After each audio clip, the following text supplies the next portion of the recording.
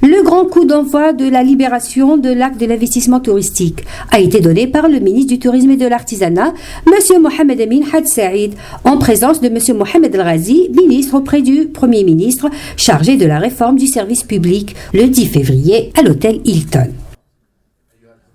Il s'agit pour cette première étape d'accords de principe pour la réalisation d'un ensemble de projets hôteliers et touristiques. Pas moins de 130 projets d'investissement sont recensés et concernent 40 zones d'expansion touristique réparties à travers 16 wilayas du pays, pour un montant global de 180 milliards de dinars. Il est attendu de ces 130 projets la création de 15 000 emplois directs et le renforcement du parc hôtelier avec 31 000 lits supplémentaires. Ces décisions d'attribution font suite aux directives du Premier ministre pour l'allègement des démarches administratives et l'amélioration des services publics, en direction notamment des investissements touristiques susceptibles de générer des emplois et renforcer le parc hôtelier.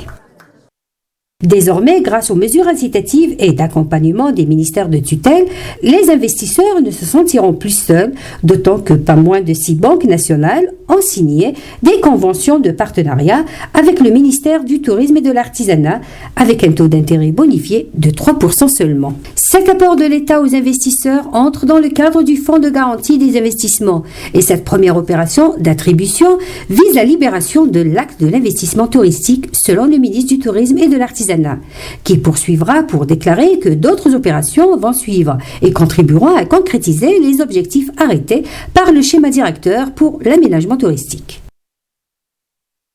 Nous avons aujourd'hui donné les agréments pour 130 projets au niveau national situés à l'intérieur des zones d'expansion touristique. Ce sont des projets qui vont nous permettre de diversifier les offres touristiques algériennes, sachant qu'aujourd'hui, malheureusement, la quasi-totalité des investissements sont situés au niveau des centres urbains.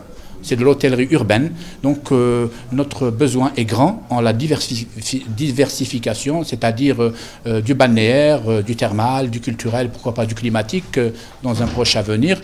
Nous espérons vivement que les porteurs de projets verseront dans une stratégie d'investissement durable.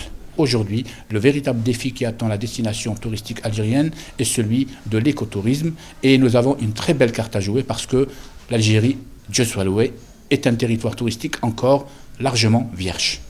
Cette cérémonie solennelle a été suivie par une conférence de presse où M. Mohamed Amin Had Saïd a répondu aux questions des journalistes, se rapportant bien sûr à cette opération de relance de l'investissement touristique, mais aussi à la promotion d'autres formes de tourisme comme le tourisme écologique et de montagne.